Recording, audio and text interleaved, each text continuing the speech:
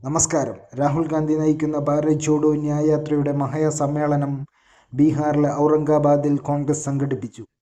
രാഹുൽ ഗാന്ധി, കോൺഗ്രസ് അധ്യക്ഷൻ മല്ലികാർജുൻ ഖാർഗെ, മറ്റു മുതിർന്ന നേതാക്കളും ബീഹാറിലെ സംസ്ഥാന തലം മുതൽ ദേശീയ തലം മുതലുള്ള നേതാക്കളും അണിനിരന്ന മഹാറാലിയിൽ ലക്ഷക്കണക്കിന് ജനങ്ങളാണ് എത്തിയത്.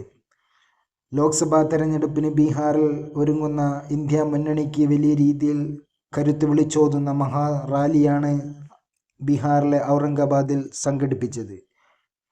ലോക്സഭാ തെരഞ്ഞെടുപ്പിൽ നിതീഷ് കുമാറിനും BJPക്കും ബീഹാറിന് മണ്ണിൽ കനത്ത തിരിച്ചടി നൽകുവാൻ ഒരുങ്ങുകയാണ് കോൺഗ്രസ് RJD സഖ്യം. ഇതിനോടൊപ്പം തന്നെ ഇടതുപക്ഷ കക്ഷികളും ഇന്ത്യ മുന്നണിയുടെ ഭാഗമാകുന്നതോടുകൂടി ബീഹാറിൽ വലിയ രീതിയിലുള്ള മത്സരത്തിനൊരുങ്ങുകയാണ് RJD, കോൺഗ്രസ്, ഇടതുപക്ഷ സംഘടനകൾ, പാർട്ടികൾ ഉൾപ്പെടുന്ന ഇന്ത്യ മുന്നണി. ബീഹാറിൽ നിതീഷ് കുമാറിൻ്റെ വഞ്ചന രാഷ്ട്രീയത്തിന് വലിയ രീതിയിലുള്ള മറുപടി നൽകാൻ ഒരുങ്ങുകയാണ് തേജസ്വി യാദവും രാഹുൽ ഗാന്ധിയും. പാർട്ടിക്ക് നഷ്ടമായ ബീഹാറിലെ ജനകീയമായ അടിത്തറ, പാർട്ടിയുടെ സംഘടനാ ശക്തിയും രാഹുൽ ഗാന്ധിയുടെ ഭാരത് ജോഡോ ന്യായയാത്രയിലൂടെ സംസ്ഥാനത്ത് കോൺഗ്രസിന് വീണ്ടെടുക്കാൻ കഴിഞ്ഞുവെന്നാണ് കോൺഗ്രസ് ദേശീയ നേതൃത്വം വിലയിരുത്തുന്നത്.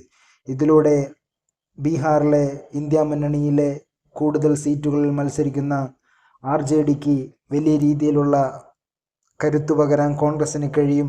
അതിലൂടെ ഇടതുപക്ഷ കക്ഷികളും ഒന്നിക്കുന്നതിലൂടെ ബീഹാറിൽ ബഹുഭൂരിപക്ഷം സീറ്റുകളും ഇന്ത്യ മുന്നണിക്ക് നേടാനാവും.